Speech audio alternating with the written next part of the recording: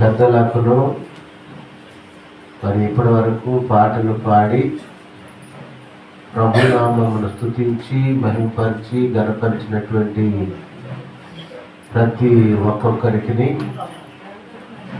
ప్రభువును ప్రియ రక్షకుడైన యేసుక్రీస్తు నామమున ప్రత్యేకమైనటువంటి వదనములు శుభములు నేను మీకు తెలియజెప్పుకుంటూ ఉన్నాను.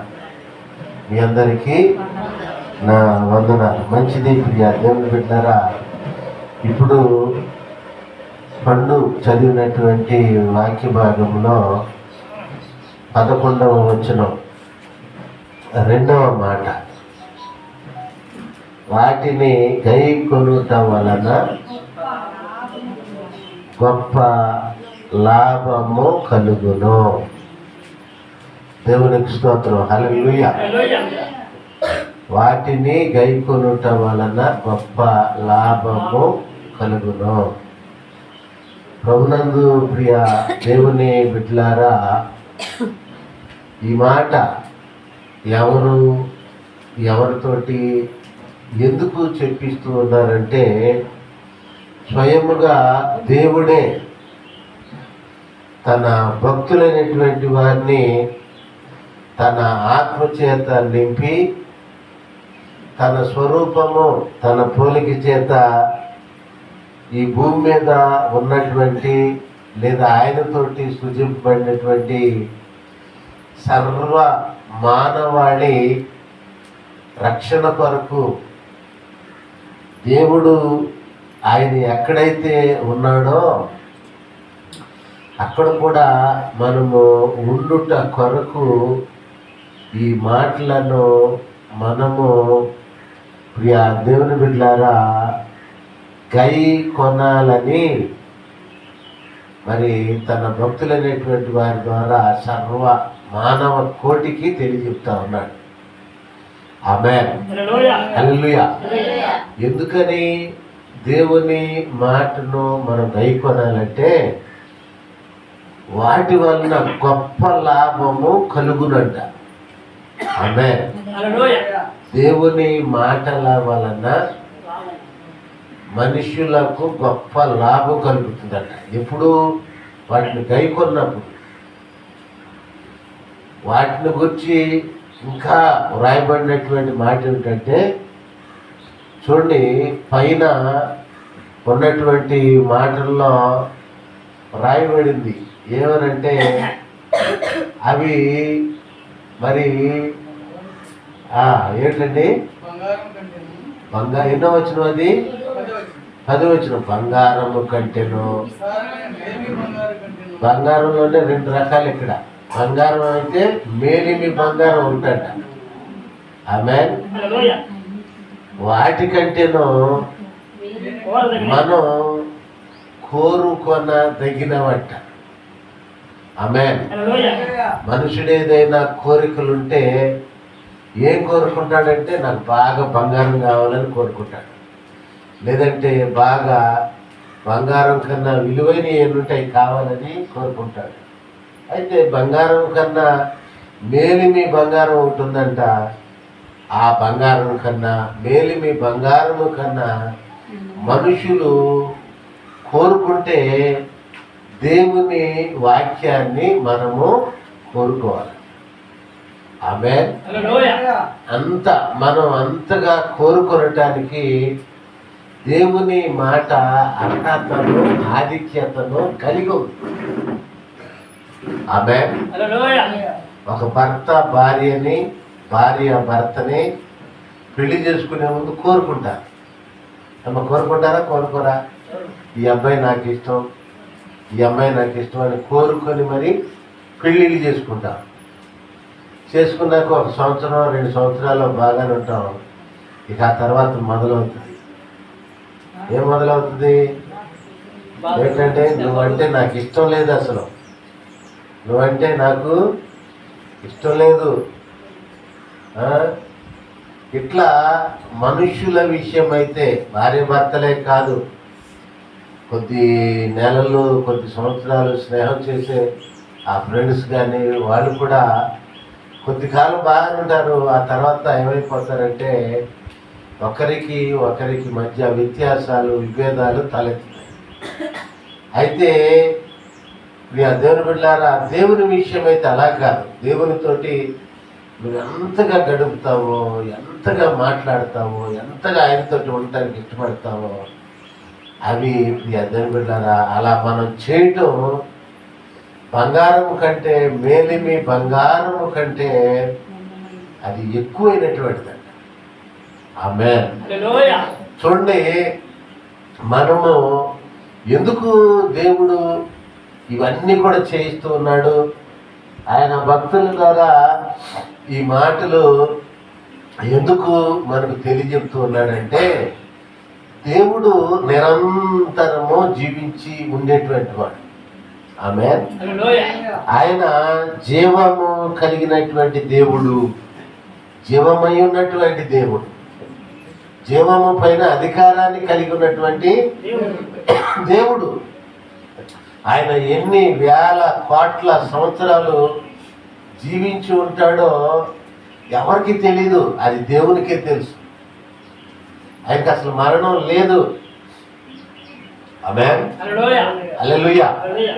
ఈ భూమి లైవ్ అయిపోతుంది, ఆకాశం లైవ్ అయిపోతుంది, మనం చూసేవన్నీ కూడా మహావేడంతో కాలిపోతాయి. కానీ దేవుడు అలా కాదు, శాశ్వతంగా ఉన్నటువంటి దేవుడు, ఉండేటువంటి దేవుడు, ఉండబోయేటువంటి దేవుడు. ఆమేన్. ఇప్పటి వరకు ఉన్నటువంటి దేవుడు, ఇక ముందు కూడా ఉండేటువంటి దేవుడు ఆయన. ఎంతో మంది ఈ లోకంలో పుట్టారు, పెరిగారు, వెళ్ళిపోయారు, కానీ ఆయన అలాంటి వాడు కాదు. నిత్యము జీవించేటువంటి దేవుడు. అయితే ఆయన స్వరూపం, ఆయన పోలిక చేత సృజింపబడినటువంటి మనము కూడా ఆయనతో నిత్యము జీవించి ఉండాలనేటువంటిదే దేవుని యొక్క ఉద్దేశము. ఎవరిని గురించి? నిన్ను గురించి, నన్ను గురించి, మనందరి సర్వ మానవాళిని గురించి దేవుడు కలిగి ఉన్నటువంటి ప్రణాళిక, ప్లాన్ ఇదే. ఆమేన్. హల్లెలూయా. అందుకని చెప్తూ ఉన్నాడు ఏమంటే, చూడండి, ఆ యెషయా గ్రంథము 56వ అధ్యాయం, యెషయా గ్రంథము 56వ అధ్యాయము 5వ వచన భాగంలో ఉన్నటువంటి వాక్య భాగాన్ని చదువుకుంటాం. 5వ వచన భాగం, నా ఇంటను నా ప్రాకారములలోను ఒక భాగమును వారికి ఇచ్చేదను. గట్టి చప్పట్లు కొట్టు ఒకసారి. ఆమేన్. హల్లెలూయా. ఇప్పుడు మనకి తల్లిదండ్రులు ఇస్తే 1 ఎకరం పొలము, 2 ఎకరాల పొలము, 3 ఎకరాలు, 10 ఎకరాలు, లేకపోతే 100 ఎకరాలు, ఒక 400 ఎకరాలు ఉంది ఒక ఆయనకి, తేలకొల్లో రెడ్డి గారికి. ఎక్కడో వైజాగ్లో ఒక 400 ఎకరాలు బిట్టే కొనేసేసాడు ఆయన, మాకు తెలిసిన ఆయన. అది ఎంతకాలం ఉంటుంది? దేవుడు ఏం చెప్తున్నాడు? భూగోళం మహావేంద్రంతో లైవ్ అయిపోతుంది, కాలిపోబోతూ ఉంది అని చెప్పాడు. ఆమేన్. తల్లిదండ్రులు, అన్నదమ్ములు, బంధువులు, స్నేహితులు, లేదంటే మన కొడుకులు మంచి ఉద్యోగాలు వచ్చి ఉద్యోగాలు చేసి ఏదైనా సంపాదిస్తే, ఇలా సంపాదించినట్టు సంపద అంతా కూడా ఎక్కడ ఉంటుంది? ఈ భూమి మీదే ఉంటుంది. అసలు భూమి నివాసం ఉండటానికి భూమికే దిక్కు లేదు. ఆమేన్. హల్లెలూయా. ఆమేన్. భూమికే దిక్కు లేదు. మనకున్నటువంటి ఆస్తికి ఇంకెక్కడ రక్షణ ఉంటుంది? అయితే దేవుడు చెప్తూ ఉన్నటువంటి మాట ఏమిటంటే, నా ఇంటను నా ప్రాకారములలోను ఒక భాగము వారికి ఇచ్చేదను. ఎవరికండి? ఎవరైతే ఆయన మాటలను గైకొంటారో, దేవుని బిడ్డలారా, వారికి నేను నా ఇంటను నా ప్రాకారములలోను. ఆమేన్. హల్లెలూయా. అంటే ఆయనకు ఒక ఇల్లు ఉంది, మరలా ప్రాకారములు ఉన్నాయి. ఇల్లు అయితే ఒకటే, ప్రాకారం ఒకటి కాదు, అనేకాలు ఉన్నాయి. ఆమేన్. అదే సువార్తలలో ప్రభువారు చెప్పారు, నా తండ్రి ఇంట అనేక నివాసములు కలవు, నేను వెళుతూ ఉన్నాను మీ కొరకు స్థలము సిద్ధపరచుట కొరకు వెళుతూ ఉన్నానని ప్రభువారు చెప్పినట్లుగా మనము లోకాసు వార్త 12:49 అనుకుంటా. సరే, అది అట్లా ఉంచుదాం. లేఖన భాగములలో మనము చూస్తా ఉన్నాం. ఆమేన్. ఆ మాటే ఇక్కడ మనకు కనపడుతుంది. నా ఇంటను నా ప్రాకారములలోను ఒక భాగము వారికి ఇచ్చేదను. ఆమేన్. హల్లెలూయా. అయితే దేవుడు ఏం చేయమంటా ఉన్నాడు అంటే, ఆయన మాటలను మనము గైకొనాలి. ఆమేన్. హల్లెలూయా. చూడండి, కొడుకులు కూతుళ్ళు అని అనిపించుకొనుట కంటే శ్రేష్టమైన పేరు వారికి పెట్టుచున్నాను. ఆమేన్. హల్లెలూయా. ఇంతకీ ఆయన మాట కైకునే వాళ్ళకి ఇవన్నీ ఇస్తాడంట దేవుడు అని చెప్పుకుని, ఏమిటి ఆయన మాటను ఎట్లా గైకొనాలి, మనం ఎట్లా గైకొనాలి చూడండి. ఆ తర్వాత 6వ వచన భాగంలో వ్రాయబడింది, విశ్రాంతి దినమును అపవిత్రపరచకుండా. చూడండి, విశ్రాంతి దినాన్ని ఎవరు కూడా అపవిత్రపరచకూడదు. ఆమేన్. విశ్రాంతి దినాన్ని ఎవరు కూడా అపవిత్రపరచుకొనకూడదు. అంటే ఏంటి, దీని అర్థం ఏంటి? విశ్రాంతి దినం అంటే ఏంటి అసలు? ఆదివారమా? విశ్రాంతి దినం అంటే ఆదివారమా? ఆదివారం. విశ్రాంతి దినం అంటే శనివారం. శుక్రవారం 5 గంటలకి 5:30కి ప్రారంభం అయిపోద్ది. శనివారం సాయంత్రం 5:30 వరకు విశ్రాంతి దినం అని, సబ్బాతు దినం అన్నారు. అయితే కొద్దిమంది పెద్దలైనటువంటి వారు ఏం చేశారంటే దాన్ని ఆదివారానికి మార్చారు. ఆమేన్. అందుకనే కొంతమంది శనివారం ప్రార్థనలో ఉంటున్నారు, కొంతమంది ఏమో ఆదివారం ప్రార్థనలో ఉంటున్నారు. అసలు నిజానికి మనం దేవుణ్ణి ఆరాధించాల్సినటువంటి దినం ఏదయ్యా అంటే శనివారం. ఆమేన్. దేవుడు ఏం చేశాడు? అన్నింటినీ చేశాడు, సృజించాడు. సృష్టి చేసేటప్పుడు ఆయన అన్నింటినీ చేసేసి సృష్టి ముగించేసి శనివారం ఆయన ఏం చేశాడంటే విశ్రాంతి తీసుకున్నాడు. ఆమేన్. ఆ రోజునే ప్రభువుని ఆరాధించాల్సినటువంటి అసలైన రోజు. అయితే మనుషులు ఏం చేశారంటే దీన్ని ఆదివారానికి మార్చుకున్నారు. ఆదివారాన్ని కూడా ఎందుకు మార్చారు? మార్చడానికి ఒక గొప్ప కారణం ఉంది. ఏంటంటే యేసయ్య ఈ లోకానికి శరీరధారిగా వచ్చి 33 సంవత్సరాలు 6 మాసాలు జీవించి 3 సంవత్సరాలు 6 మాసాలు దేవుని యొక్క రాజ్యస్వార్తను ప్రకటించి శిలువ శ్రమకు అప్పగింపబడి శ్రమపడి మరణించి సమాధి చేయబడి మరణాన్ని సమాధిని జయించింది ఏ రోజయ్యా, ఏ వారం అయ్యా అంటే ఆదివారము. ఆమేన్. హల్లెలూయా. అందుకనే మన పూర్వీకులు పెద్దల్లో కొద్దిమంది ఈ యొక్క విశ్రాంతి దినాన్ని ఏం చేశారంటే ఆదివారానికి మార్చారు. ఆమేన్. దీన్ని కొంతమంది సపోర్ట్ చేశారు. ఎందుకనంటే ఆదివారం యేసు ప్రభువారు మరణాన్ని సమాధిని జయించారు కదా, నా గొప్ప కోసం కాదు, మా అబ్బాయి గొప్ప కోసం కాదు, మా ఊరు గొప్ప కోసం కాదు, మా దేశం గొప్ప కోసం కాదు. ఇది యేసు ప్రభు వారు మన గొప్ప పనిని చేసినటువంటి రోజు కాబట్టి మనం కూడా దీన్ని అంగీకరించవచ్చని కొంతమంది ఆదివారానికి మార్చుకున్నారు, ఒప్పుకున్నారు, ఇష్టపడ్డారు. ఇలా ఇష్టపడిన వాళ్ళేమో ఆదివారం ప్రార్థనలు చేస్తున్నారు.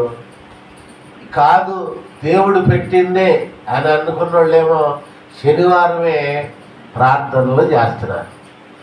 అందుకనే వాళ్ళు శనివారం మిషన్ అన్నారు, మతం అంటున్నారు. సరే, ఇక అది రకరకాలన్నమాట. ఆమేన్, హల్లెలూయా. ఏది ఏమైనప్పటికీ దేవుని వాక్యంలో మనం చూస్తున్నటువంటి మాట ఏమిటంటే, విశ్రాంతి దినాన్ని ఎవరు కూడా అపవిత్రపరచకూడదు. ఆమేన్, హల్లెలూయా. ఇది ఎవరు చెప్పిన మాట? దేవుడు చెప్పిన మాట. అపవిత్రపరచడం అంటే ఏంటి? మానేయకూడదంట, రాకుండా ఉండకూడదంట. ఇంకా చెప్పండి, జాన్ గారు చెప్పండి.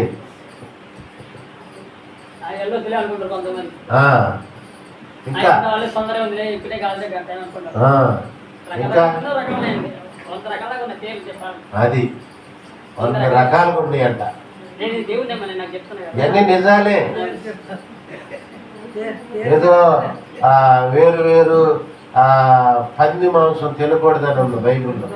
ఆ పంది మాంసం తెచ్చుకొని తినటం లేదంటే ఇంకోటి చేయడం, అవి కాదు అపవిత్రం. అవి కాదని కాదు, దానిలో కూడా నిజం ఉంది. అసలు అపవిత్రత ఏంటి అంటే, విశ్రాంతి దినమున నీవు ప్రవర్తించాల్సినటువంటి, నడుచుకోవాల్సినటువంటి విధముగా నీవు నడుచుకొనకపోవుటయే. ఆమేన్. విశ్రాంతి దినం అసలు మంద కాదు. విశ్రాంతి దినం యొక్క లెక్క ఏమిటంటే, విశ్రాంతి దినములోనికి శుక్రవారం 5:30 ప్రవేశిస్తామని చెప్పారు. శనివారం 5:30 విశ్రాంతి దినం అయిపోద్దని చెప్పారు. ఈ మధ్యలో ఏ పని కూడా చేయకూడదు, అసలు ఏ ప్రయాణం చేయకూడదు. అసలు ఇంట్లో భోజనం కూడా వండుకోకూడదు, నేను చెప్పాలండి. ఆమేన్. నువ్వు వండుకునేదేదో ఇట్లాంటి సాకులే చెప్తారని దేవుడు ఏం చేశాడంటే తెలివిగా అసలు విశ్రాంతి దినాన్ని నువ్వు అసలు వంట కూడా చేయకూడదు. మరి ఎట్లా తినకోకుండా ఎట్లా? అందుకని దేవుడు ఏం చేశాడంటే, విశ్రాంతి దినమున ఆ దినంలోనికి ప్రవేశించేటప్పుడు దానికి ముందుగానే నువ్వు వండుకునేది ఏదో వండేసుకోవాలి. దాన్నే ఈ 24 గంటలు వెళ్ళిపోయే వరకు నువ్వు తినాలి, అంతే. అంతేగాని పొయ్యి అంటించటం, పొలంలో పెట్టడం, నీళ్ళైతే కాసుకోవచ్చు, అన్నం వండుకోకూడదు. తినటానికి ఏది కూడా వండుకోకూడదు, చేయకూడదు. అసలు ఏ పని అసలు నువ్వు చేయకూడదు, అంతే. ఆమేన్. ప్రయాణం కూడా చేయకూడదు. ఆమేన్. ఎందుకనంటే ఇవన్నీ కూడా నీవు నీ తండ్రి అయినటువంటి దేవుణ్ణి యేసు క్రీస్తు ద్వారా ఆరాధించేటువంటి, స్తుతించేటువంటి, మహిమపరిచేటువంటి, ఘనపరిచేటువంటి ఇవన్నీ చేయడం ద్వారా ఆయన నిన్ను ఆశీర్వదించేటువంటి పనికి వీటన్నిట్లో ఏదో ఒకటి అడ్డం వచ్చారు. ఆమేన్. అర్థమైందండి నేను చెప్పింది? విశ్రాంతి దినాన్ని నువ్వు అపవిత్రపరచకుండా పరిశుద్ధంగా నువ్వు ఆచరిస్తే, కొనసాగిస్తే దేవుడు నిన్నేం చేస్తాడు? ఆశీర్వదిస్తాడు. ఆమేన్. హల్లెలూయా. ఏమిటండి? ఆయన ఆశీర్వదిస్తాడు, నిన్ను బహుగా హెచ్చిస్తాడు, గొప్ప చేస్తాడు, ఎక్కువ చేస్తాడు. నీ బిడ్డలను తరతరాలను కూడా ఆయన ఏం చేస్తాడంటే బహుగా ఆశీర్వదిస్తాడు. ఎందుకంటే ఆయన ఆశీర్వదించేటువంటి దేవుడు. ఆమేన్. ఇది కాకుండా ఏమాత్రం ఇప్పుడు పరమానందయ్య గారు చెప్పినట్లుగా 100 కారణాలు ఉన్నాయని చెప్పాడు. 100 కారణాల్లో ఏదో ఒకటి నువ్వు చేయకూడదు చేసినట్లయితే అపవిత్రపరిచినట్లే. ఆమేన్. అప్పుడు దేవుడు నిన్ను ఎట్లా ఆశీర్వదిస్తాడు? అందుకని దేవుడు ఏం చేశాడంటే విశ్రాంతి దినాన అసలు నీ కుండ పొయ్యి మీదకి ఎక్కించకూడదు. అంతే. నువ్వు ఏదైనా చేసుకో, ఏమైనా చేసుకో. ఎందుకంటే ఏదైనా పని పెట్టుకున్నావంటే దేవుణ్ణి ఆరాధించే పనికి అది అడ్డంకం అయిపోతుంది. అంతే. నువ్వు పనులన్నీ కూడా విశ్రాంతి దినములోనికి ప్రవేశించే సమయానికి ముందే ముగించేసుకోవాలి. ఆమేన్. నీ పని ఒకవేళ ఏదైనా పని చేసావయ్యా అంటే ఆ పని ఏమై ఉండాలంటే దేవునికి నువ్వు స్తుతులు చెప్పేది, ప్రార్థన చేసేది, పాటలు పాడేది, వాక్యాలు చదివేది, ఇదే అయి ఉండాలి. రెండోది, ఆ రోజున ఆ దినాన ఏ పని కూడా ఉండకూడదు. అంతే. ఆమేన్. ఏ పని అసలు పెట్టుకోకూడదు. ఎందుకని పెట్టుకోకూడదు చెప్పండి? దేవుడు వారానికి ఎన్ని రోజులు ఇచ్చాడు? 7 రోజులు ఇచ్చాడు. 7 రోజులు ఇచ్చి 7 రోజుల్లో ఆయన ఒక్కరోజే పని చేయొద్దు నువ్వు అని చెప్పాడు. పని చేయకుండా ఏ పని చేయమని చెప్పాడు? నన్ను స్తుతించు, నన్ను ఆరాధించు, నా కొరకే, ఇక రెండో పని చేయొద్దని చెప్పాడు. కడవ అన్ని రోజుల్లో 6 రోజుల్లో నువ్వు నీ పని చేయకుండా ఉండొద్దని చెప్పాడు. చెప్పాడా లేదా? చెప్పాడా లేదా? కడమ రోజుల్లో, వారంలో ఎన్ని రోజులైతే ఉన్నాయో ఒక్కరోజు నన్ను స్తుతించడానికి, నన్ను మహిమపరచడానికి, నన్ను కనపరచడానికి. అది కూడా ఎందుకు? నువ్వు ఆశీర్వదించబడుట కొరకే. ఆయనకే అన్నం తినడానికి కాదు,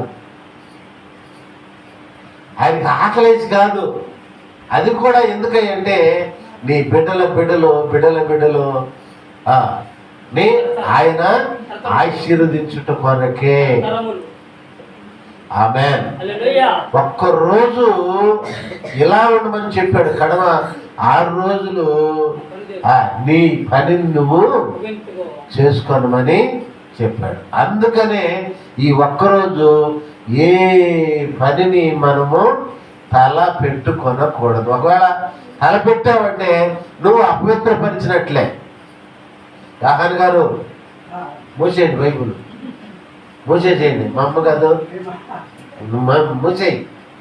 అసలు అందరూ మూసేయండి బైబిల్. ఇటు చూడండి నాయకు సార్, ఎవరు బైబిల్ తెరవద్దు, అసలు తెరిచి ఉంచండి. మూసేసేయండి అసలు. అటు మనోజు ఇటు చూడు, నాయకే చూడాలి. ఆమేన్. ఎవరు ఎటు తెరకూడదు, ఇటువైపే చూడాలి. అర్థమవుతుందండి? ఏ పని కూడా మనము చేయకూడదు అసలు. ఎందుకు ఇలా దేవుడు చెప్తూ ఉన్నాడంటే నిన్ను, నీ బిడ్డలను కుటుంబములను ఆశీర్వదించుట కొరకే, హెచ్చించుట కొరకే, గొప్ప చేయుట కొరకే. ఆయన చెప్పిన దానికి ఏదైనా వ్యతిరేకం నువ్వు చేసావంటే ఆ విశ్రాంతి దినమును నీవు అపవిత్రపరిచినట్లే. ఆమేన్. చూడండి ఏమనుంది? విశ్రాంతి దినమును అపవిత్రపరచకుండా. మొట్టమొదటి పని అనమాట. మొట్టమొదటి పని ఏంటంటే మనం చేయాల్సింది దాన్ని అపవిత్రం చేయకూడదు. రెండవ మాట ఏంటంటే చూడండి, అపవిత్రపరచకుండా ఆచరించాలి, దాన్ని ఆచరణలో పెట్టాలి. ఆమేన్. హల్లెలూయా. నువ్వు కొద్దిగా 1 నిమిషం ఆలస్యం అయిందన్నా కానీ తప్పేది రాగి అంతే. దేవుడు ఒప్పుకోడు, నేను ఒప్పుకుంటా. ఒకవేళ ఎందుకు ఆలస్యం వచ్చావు, నువ్వు రాబాకు, బయటుండు, నేను తలిపేసేస్తా, అది ఇదని ఏదన్నా అన్నాను అనుకోండి, రేపు ఆదివారం నువ్వు రావు, ఇంకో గుడికి పోతావు. ఇక అంతే.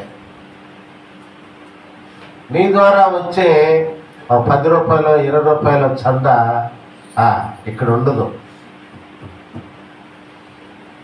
దానికి తడిసి నేను నిన్ను గద్దించాను అనుకోండి, నాకు వచ్చేది రాదు, నువ్వు వెళ్ళిపోతావు ఎక్కడో చోటకి.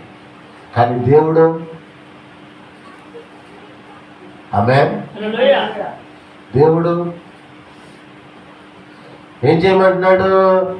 ఆచరించాలి శ్రద్ధగా. నువ్వు టయానికి రాలేదు అంటే ఏదో ఒక పనిలో ఉండవు. అందుకని దేవుడు ఏం చేశాడంటే పన్నే తీసి పారేసేసాడు అసలు ఆ రోజు. అని వింటున్నావా? దేవుడు తెలివిగా మనకుండేగా తెలివితేటలో చెప్తాం, అయ్యారండి అదండి ఇదండి గుడ్డు గూసు ఏదో చెప్తాం కబుర్లు. నాకు అది ఉంది ఇది ఉంది, తప్పదండి. తప్పదు కదా మరి, పని తప్పదు. ఇప్పుడు మిగతా 6 రోజులు ఈరోజు. అందుకని దేవుడు ఏం చేశాడంటే ఆ పనులన్నింటిని బట్టి తీసి పక్కన పెట్టేసాడు అంతే. ఒకవేళ నువ్వు చేసుకుంటే సబ్బాతులోకి ఎంటర్ అవ్వకముందే చేసేసుకోవాలి, అటన్నిటిని ముగించేసుకోవాలి అంతే. ఆమేన్, హల్లెలూయా. అసలు సబ్బాతు రోజున విశ్రాంతి దినాన నడిచి కూడా ఎక్కడికి వెళ్ళకూడదు. నిన్నే కదా శనివారం 5:30 అయిపోతుందని చెప్పి నిన్న ఒక అయ్యగారు ఫోన్ చేశాడు నాకు. ఆయన పేరు యేసుదాస్ అయ్యగారు. ఈరోజు సాయంత్రం నుంచి 3 రోజులు కూటాలు పెట్టాడు గన్నవరంలో. సరే నేను ఒక చోట ఉన్న అమ్మగారు, నేను రా అని ఫోన్ చేస్తాను. నువ్వైతే నాకు నమ్మకు అన్నా, నేను ఎవరిని నమ్మనన్నా. ఈ సభలు పెట్టాను గన్నవరంలో రవీంద్ర భారతి స్కూల్ దగ్గర, నీ సహాయం నాకు కావాలి. అక్కడ ఉంటాడులే వేరే, అబ్బే ఆయన వద్దన్నా, నువ్వు రాన్నా అంటే, అయ్యా 5:30 వరకు నీ దగ్గరికి నేను రాను. ఎందుకని? సబ్బాతు సమయం 5:30 తర్వాతే నేను ఇక్కడ మూవ్ అవుతాను ప్రయాణం అని చెప్పాను అన్నాను. ఆమేన్, హల్లెలూయా. ఎందుకని? దేవుడు చెప్పాడు. ఆమేన్, హల్లెలూయా. ఈరోజు రాత్రికి అక్కడికి వెళ్ళాలి మనం కూటానికి. ఒక ఆటో వేసుకొని వెళదాం. ఆమేన్, హల్లెలూయా. తర్వాత 2 రోజులు ఇంకో చోటకి వెళ్ళాలి. 3 రోజులు ఉంటే మొత్తం వెళదాం. అర్థమవుతుందండి?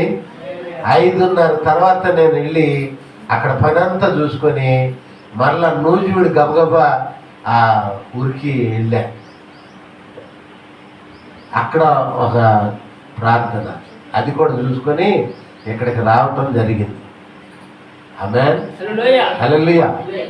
దాన్ని ఏం చేయాలంట? మనం ఆచరణలో పెట్టాలి. చెప్పుకోవటానికి కాదు, వినటానికి మాత్రమే కాదు, ఆచరణలో పెట్టాలి. విశ్రాంతి దినమును అపవిత్రపరచకుండా ఉండాలి ఒకటి. రెండోది ఏంటంటే దాన్ని ఆచరించాలి. ఎట్లా ఈ 2 పనులు చేయాలంటే చూడండి, 3వ మాట, నా నిబంధనను ఆధారము చేసుకొనుచు. ఆమేన్. ఆయన ఒక నిబంధన ఉంది, ఒక నిబంధన చేశాడు. ఆయన మనతోటి నిబంధనలు చేశాడు. ఏమిటి ఆ నిబంధన? నేను చేసినట్లుగా నువ్వు చేస్తే ఇదిగో నీకు నేను ఇది ఇస్తా. పిల్లలు ఉన్నారు, అరే బాబు కొట్టు కొంచెం దూరం ఉంది, కొట్టు దగ్గరికి వెళ్ళి టమాటాలు ఒక 1/2 కేజీ 1/4 కేజీ దొరికరా, ఉప్పు కారం పప్పు 4 రాసిస్తాం. అడేమంటాడు, మరి నాకేమిస్తావు అంట. నువ్వు తెచ్చి నాకు ఒక 2 రూపాయలు ఇస్తా ఎగరంట. అదేంటది? వాడికి వీళ్ళకి నిబంధన అన్నమాట. పని చేసి పెట్టిందాక ఈరా 2 రూపాయలు, పని చేసి నాకు ఇస్తాం. ముందే ఇస్తే ఆడింది చేస్తాడు. అట్లాగే దేవుడు కూడా ఏం చేశాడంటే, నువ్వు ఇది చెయ్యి, విశ్రాంతి దినాన్ని అపవిత్రపరచు, నాకు ఏం చేయాలి, దాన్ని ఆచరించు. అపవిత్రపరచొద్దు ఒకటి, రెండవది ఆచరించు, మూడవది ఏంటంటే ఎట్లా ఈ 2 పనులు చేయాలంటే నువ్వు నా నిబంధనని ఆధారం చేసుకో. ఏంటి ఆయన నిబంధన అంటే, నిన్ను నీ బిడ్డలను బిడ్డలను నేను ఆశీర్వదిస్తాను. ఆమేన్. దాన్నే గుర్తుంచుకో, దాన్నే ఆధారం చేసుకో.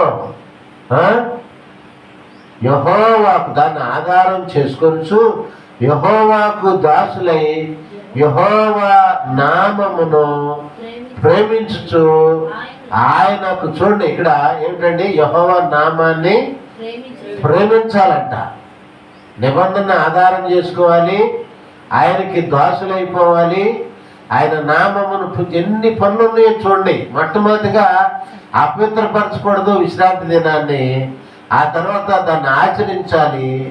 ఎలా చెయ్యాలి అంటే ఆయన నిబంధనని ఆధారం చేసుకొని యెహోవాకు మాత్రమే నువ్వు దాసుడు అయిపోవాలి. ఆ దినాన్ని సరెండర్ అయిపోవాలి, అంతే. అంతేగాని నేను ఇడ్లీ తెచ్చుకుంటా, నేను వెళ్ళి ఇవాళ కొంచెం షోలోకి వెళ్ళి కొద్దిగా ఆ పని చూసుకొని వచ్చేస్తానండి ప్రార్థనకి.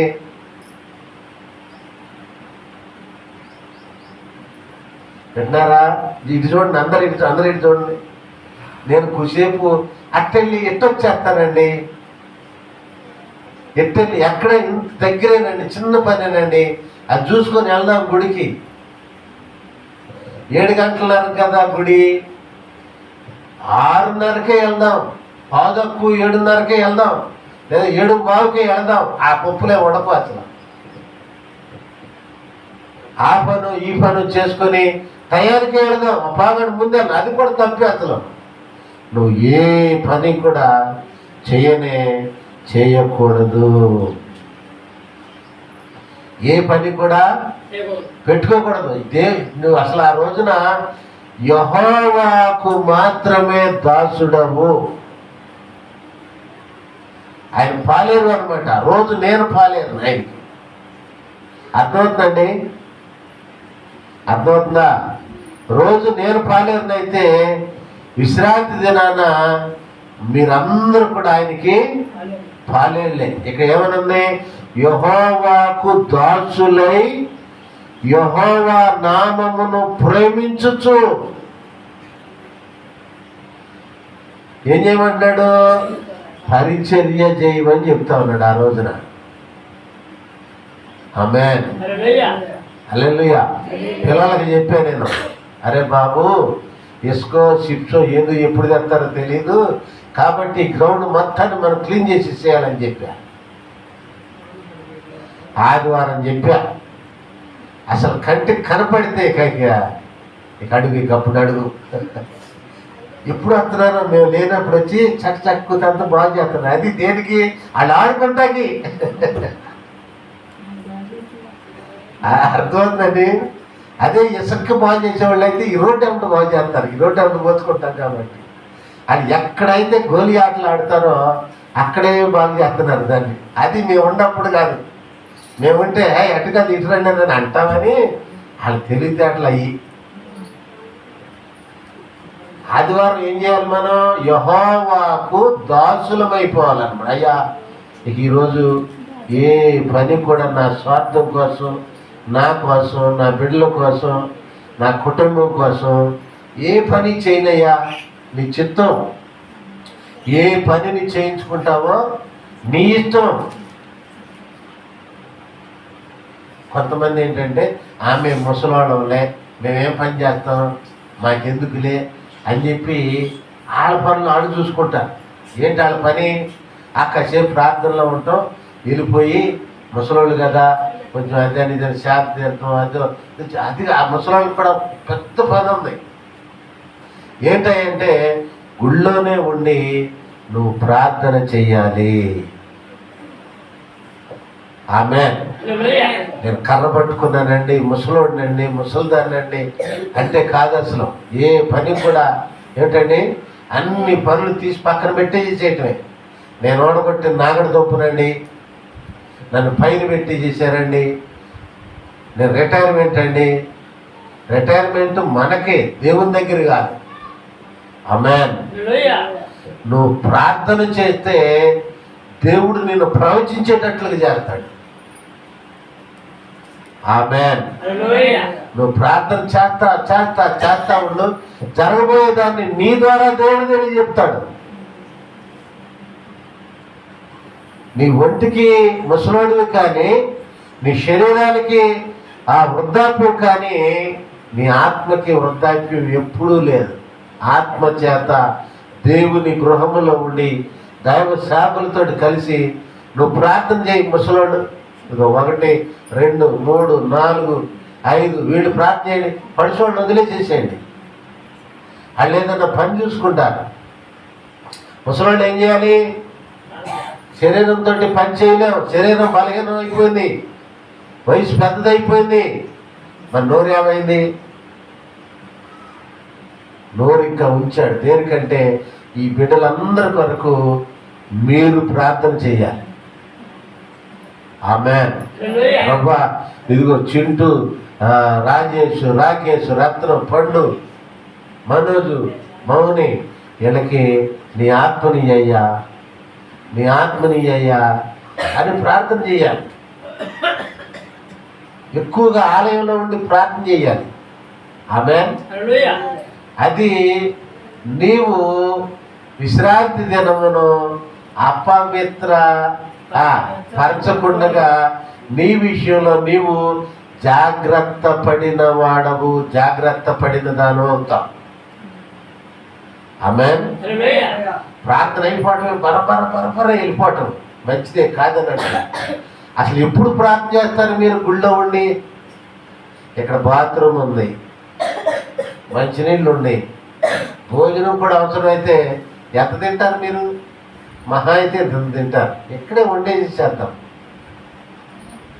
ఇక్కడే ఉండి, అయ్యా మనము ఈరోజు ఆలయం కోసం, సంఘం కోసం, మా బిడ్డల కోసం, మా పిల్లల కోసం, మా మనవరాళ్ళ కోసం ప్రార్థన చేద్దాం, మేము చేస్తాం, మీరు కూడా ఉండండి అని ఎప్పుడు అంటారు అసలు మీరు? ఇంకా ఎన్ని సంవత్సరాల అనుభవం కావాలి మీకు? పడిచోళ్ళైతే పని చేద్దాం, వృద్ధులైతే ప్రార్థన చేద్దాం. ఇదే విశ్రాంతి దినమును, ఇలా చేయుటే విశ్రాంతి దినమును అపవిత్రము చేయకుండా మనం చూసుకోవటం, జాగ్రత్త పడటం. ఆమేన్. హల్లెలూయా. ఎవరికి దాసులు మనం? యెహోవాకు దాసులై యెహోవా నామమును ప్రేమించుచు ఆయనకు పరిచర్య చేయవలెనని ఆయన పక్షమున చేరు అన్యులను నా పరిశుద్ధ పర్వతమునకు తోడుకొని వచ్చేదను. గట్టికి చప్పట్లు కొట్టండి. ఆమేన్. పరిశుద్ధ పర్వతం అంటే ఏంటి? ఏంటి రాయి గారు ఇట్లా చెప్తాడు, మరి మా పెద్దోళ్ళ మీద చెప్తున్నాడు ఏంటి? ముసలోళ్ళని చూస్తలేదు, పెద్దోళ్ళని చూస్తలేదు అని మీరు అనుకోవచ్చు. కానీ దేవుడు ఏం చెప్తున్నాడంటే చూడండి, ఏమనుంది? నా పరిశుద్ధ పర్వతమునకు తోడుకొని వచ్చేదను. పరిశుద్ధ పర్వతం అంటే ఏంటి? పరలోకమే. నేను కాదు, ఇది నా మాట కాదు. దేవుడు ఏం చెప్తున్నాడంటే నిన్ను పరలోకానికి తోడుకొని వెళ్తాను నేనని చెప్తున్నాడు. ఆమేన్. ఎప్పుడు? ఇప్పుడు చెప్పినవన్నీ ఇప్పుడు దాకా ప్రారంభం మొదలుకొని ఈ తోడుకొని వెళ్తాను అని ఆయన చెబుతున్నాడని నేను చెప్పే వరకు ఏ పనులైతే చేయమని చెప్పానో, ఎలా ఉండమని చెప్పానో దేవుని వాక్యంలో ఉందో వాటినన్నిటినీ చేసినటువంటి వారిని వాడు అన్యుడు కావచ్చు. చూడండి ఏమనుంది అక్కడ? ఏమనుంది? ఏమనుందండి? అన్యులు అనే మాట చూడండి. ఆయన పక్షమున చేరు అన్యులను. ఆమేన్. అన్యుడు కావచ్చు, అంటే అన్యుడంటే ఎవరు? దేవుణ్ణి ఎరగనటువంటి వాడు, దేవుడు అంటే తెలియనటువంటి వాడు. ఎవరైనా కావచ్చును. ఈ పనులు ఆయన చెప్పినటువంటి చేయమని చెప్పినటువంటి పనులన్నింటినీ చేసినటువంటి వాడిని ఆయన ఏం చేస్తాడంట? ఆయన పరిశుద్ధ పర్వతమునకు తోడుకొని వెళ్తాడంట. ఆమేన్. నేనేదో కడుపు నిండా తిందామని చెప్పే మాటలు కాదు. నా స్వప్రయోజనము కొరకు మీకు చెప్పే మాటలు ఇవి ఎంత మాత్రం కూడా కానే కాదు. ఎవరికి ప్రయోజనం? ఇవి నీకే. ఆమేన్. నీ మేలు కోరే దేవుడు చెప్పేది ఏంటయ్యా మేలంటే, నిన్ను ఆయన పరిశుద్ధ పర్వతమునకు తీసుకొని వెళ్ళాలి. ఆమేన్. హల్లెలూయా. తీసుకొని చూడలే. అందుకని ఇంకా ఏ కీడు ఎవరికి కూడా మన మనసులో కూడా కీడు తలపెట్టకూడదు. చూడండి ఎక్కడుంది ఈ మాట? అదే 56వ అధ్యాయము 2వ వచనం చదవండి ఒకసారి. నేను నియమించిన. ఎవరు నియమించిన విశ్రాంతి దినం ఇది? అయ్యగారు కాదు, అమ్మగారు కాదు, చిట్టుబాబు కాదు, యోహాన్ గారు కాదు, పరమానందయ్య కాదు, కృష్ణ గారు, ఎవడు కాదు. ఎవరు నియమించారంటే ఇది దేవుడు నియమించాడు. ఆమేన్. హల్లెలూయా. నేను నియమించిన విశ్రాంతి దినమును అపవిత్రపరచకుండా దాన్ని అనుసరించుచు ఏ కీడు చేయకుండా తన చేతిని బిగబట్టువాడు ధన్యుడు. ఆమేన్.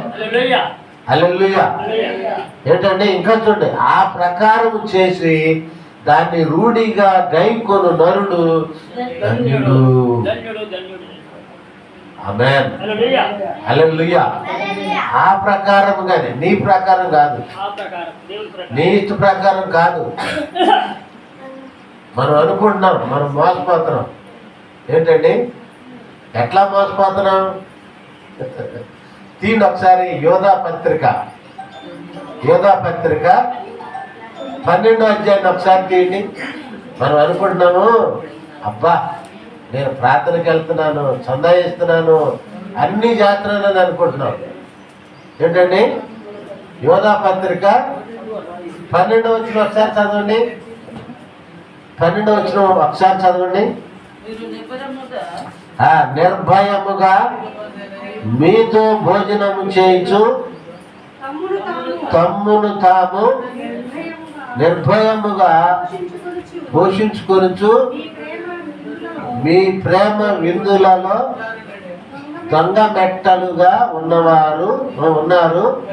మీరు గాలి చేత ఇటు అటు కొట్టుకుని పోవు నిర్జల మేఘములుగాను. చాలు అసలు ఆ తర్వాత మాట్లాడుతున్నాను. నిర్జల మేఘములుగాను. మేఘాల్లో ఏముంటాయి అసలు? అమ్మా మేఘంలో ఏముంటాయి?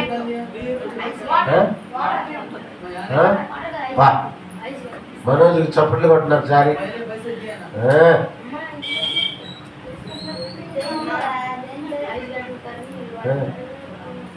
మేఘాల్లో వాటర్ ఉంటాయి. ఆమేన్. వాటర్ ఉన్న మేఘాలు అవి ఎంత ప్రయోజనమో మనకి. వర్షాన్ని అట్లా ఇస్తేనే ఈ భూమి మీద పంటలు పండుతాయి. ఆమేన్. హల్లెలూయా. చూడండి ఇక్కడ దేవుని వాక్యంలో మనం చూస్తున్న మాట ఏంటంటే నిర్జల మేఘములు అంట. అంటే జలము లేనటువంటి మేఘాలు. ఎవరికి ఉపయోగమయ్యి? ఇంకా గాలి వస్తేనంట అటు ఇటు కొట్టుకొని వెళ్ళిపోతాయి అంట. ఇంకా చెప్పాలంటే చినిగిపోతాయి అని కూడా ఉన్నాయి మేఘములను గురించి. ఆమేన్. హల్లెలూయా. ఏంటండి ఇంకా చెప్పాలంటే దేవుని పిల్లరా, మనుషులకి ఉపయోగం లేదు, దానికి కూడా ఉపయోగం లేదు. ఇక్కడ ఏమనుంది? నిర్జల మేఘముల వలె వీరు గాలి చేత ఇటు అటు కొట్టుకొని పోవు నిర్జల మేఘములుగాను ఉన్నారంట. ఎవరు వీళ్ళు? గుళ్ళోకి వస్తున్నాం, ప్రార్థన చేస్తున్నాం, కానీ దేవుడు ఇంతకుముందు మనం చెప్పుకున్న రీతిగా దేవుని బిడ్డలారా ఉండనటువంటి విశ్రాంతి దినమును అపవిత్రపరిచేటువంటి సరిగా ఆచరించినటువంటి వీళ్ళందరూ కూడా నిర్జల మేఘముల వంటి వారంట. ఆమేన్. దేనికి ఉపయోగం? దాని వలన దేనికి, ఎవరికి? దానికి ఉపయోగం లేదు, భూమికి ఉపయోగం లేదు. భూమి కలిగినటువంటి రైతులు, పంటలు వేసేటువంటి రైతులకు కూడా ప్రయోజనం లేనే లేదు. ఆమె కనపడటానికి మేఘమే. మనము నిర్జల మేఘముల వలె ఉండకూడదు, జలములు కలిగినటువంటి మేఘముల వలె ఉండాలి. ఆ మేఘాలే కదండి, అది మనకెందుకులేండి అని అనుకుంటున్నారేమో. ఇక్కడ ఏమనుంది? వారు, వీరు అని ఉంది. ఏమమ్మా వీరు అని ఉంది. వీరు అంటే మేఘాలకు వీరు అనే పేరేంటి అసలు? ఏమ్మా పిలుచుకెళ్ళి ఇటు చూడు. మేఘాలకి, మేఘాలు ఏమన్నా మనుషులా? మరి ఏ మేఘాలు ఇవి? అది నది. ఏ మేఘాలు అంటే మనమే. విశ్రాంతి దినాన్ని అపవిత్రపరిచే మనం సరిగా దేవుడు చెప్పిన రీతిగా ఆచరించినటువంటి మనలను గురించి చెప్తున్నటువంటి మాట, ఒకానొక దినాన గాలికి కొట్టుకుపోయేటువంటి మేఘము వలె మనము ఉండకూడదు. యేసు ప్రభువారు యోర్దాను నది నీటిలో బాప్తిసం తీసుకుంటున్నారు. పరిశుద్ధాత్మ ఆయనకు పైగా పావురం రూపంలో దిగొచ్చాడు. తండ్రి అయినటువంటి దేవుడు ఎక్కడుండి మాట్లాడాడు అప్పుడు? అమ్మా ఎక్కడుండి చెప్పాలి? అది కానీ కొట్టు కట్టి చప్పట్లో. ఎక్కడుండి మాట్లాడాడు? మేఘములో ఉండి, ఈయన నా ప్రియ కుమారుడు, ఈయన యందు నేను ఆనందించున్నాను, ఈయన మాట మీరు వినుడి అని.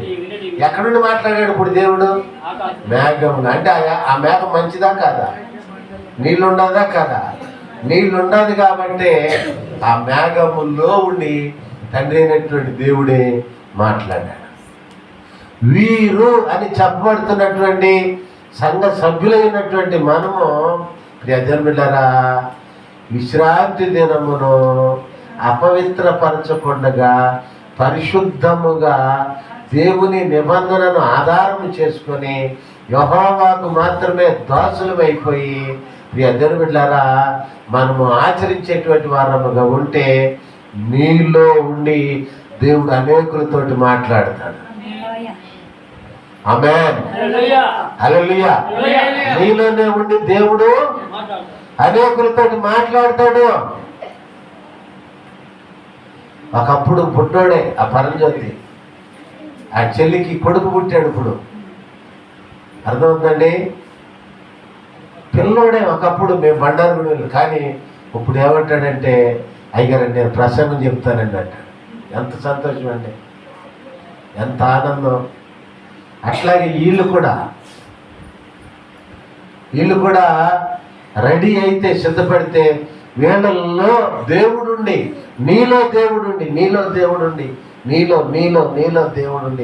అనేకులతోటి మాట్లాడతాడు. ఆమేన్. అంతేగాని అది ఇల్లి ఇది పుల్లి, నాకు పార్టీ ఇచ్చారు, పార్టీ లేదు, ఆయనకి ఇచ్చారు, నాకు లేదు, గుడి మానయ్య, ఒకళ్ళ మీద ఒకళ్ళు ఇవన్నీ చెత్త అన్నమాట. కనీసం పొయ్యి మంటేసేటప్పుడు నిప్పంటించుకుంటానికి కూడా ఆ చెత్త పనికిరాదు. అటువంటి చెత్త ఇవన్నీ వదిలేయాలి మనం. ఆమేన్. హల్లెలూయా. దేవుని సన్నిధిలో ఏక మనసు ఏకాత్మ కలిగి ఉండాలి. ఆమేన్. అందరూ కూడా ఏక మనసు ఏకాత్మ కలిగి ఉండాలి. భేదాలు ఉండకూడదు. భేదాలు ఉంటే మనం ఎట్లా పరలోకానికి వెళ్తాం? ఆమేన్. ఏంటండి? కనబడే నీ సహోదరుని ప్రేమించలేకపోతే కనపడినటువంటి దేవుని ఎట్లా ప్రేమిస్తాను? అసలు దేవుణ్ణి ప్రేమించడం అంటే ఏంటి? ముందు నీకు కనిపించేటువంటి సహోదరుని నువ్వు ప్రేమించాలి. ఆమేన్. నీ అర్పణ నువ్వు అర్పించేటప్పుడు నీకు ఎవరి మీదైనా పగ ఉంటే, ద్వేషం ఉంటే ముందు అర్పణ అక్కడ పెట్టి నువ్వు వెళ్ళి వారితో సమాధానపడి వచ్చిన తర్వాత అర్పణ నువ్వు అర్పించమని ఉంది.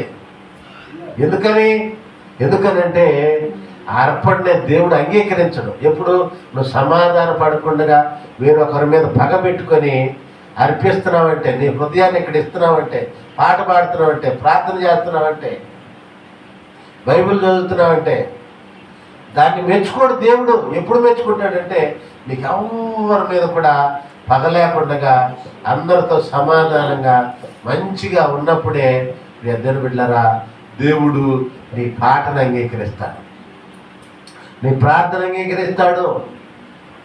ఆమేన్. హల్లెలూయా. ఇక్కడ ఉన్నందుకు ఆయన స్తుతి నువ్వు చెల్లించేటువంటి నీ స్తుతిని ఆయన ఆగ్రహిస్తాడు, అంగీకరిస్తాడు, ఒప్పుకుంటాడు, దానికి జవాబును ఇస్తాడు. ఆమేన్. హల్లెలూయా. ఈ దేవుని బిడ్డలారా, అందుకనే ఇవాళ ఆ పండు చదివాడు 19వ అధ్యాయంలో 11వ వచనం 2వ మాటలో. ఆయన మాటలను ఏం చేయాలండి? గైకొనాలి, అంగీకరించాలి, ఒప్పుకోవాలి. అప్పుడే దేవుడు నిన్ను నీ బిడ్డలను ఏం చేస్తాడండి? గొప్ప చేస్తాడు, హెచ్చిస్తాడు. ఈ లోకాన్ని, దేహాన్ని విడిచిన తర్వాత దేవుని యొక్క నిత్య రాజ్యానికి నిన్ను నీ బిడ్డలను ఆయన తీసుకొని వెళ్తాడు. అందుకొరకే ఆయన ఈ లోకానికి వచ్చింది. అందుకొరకే ఆయన 33 సంవత్సరాలు 6 మాసాలు ఇక్కడ జీవించింది. అందుకొరకే ఇద్దరు బిడ్డలారా 3 సంవత్సరాలు 6 మాసాలు దేవుని యొక్క రాజ్యస్వార్తను ప్రకటించింది. శిలువ శ్రమకు అప్పగింపబడింది, శ్రమ పడింది, మరణించింది, సమాధి చేయబడి మరణాన్ని సమాధిని జయించి సజీవుడై తిరిగి లేచింది. ఎందుకయ్యి అంటే ఇద్దరు బిడ్డలారా వీటన్నిటిని నువ్వు గైకొనాలని, ఆచరించాలని, వాటిలో నువ్వు ముందుకు కొనసాగాలని, వెరసి దేవుని యొక్క నిత్య రాజ్యమును ఈ లోకంలో ఈ దేహంలో ఉండగానే నీవు పొందుకోవాలి. అట్టి కృపను, అట్టి ప్రేమను తండ్రి దేవుడు ప్రభువును ప్రియ రక్షకుడైన యేసుక్రీస్తు ద్వారా మనందరికీ దయచేయునుగాక. ఈ మాటలు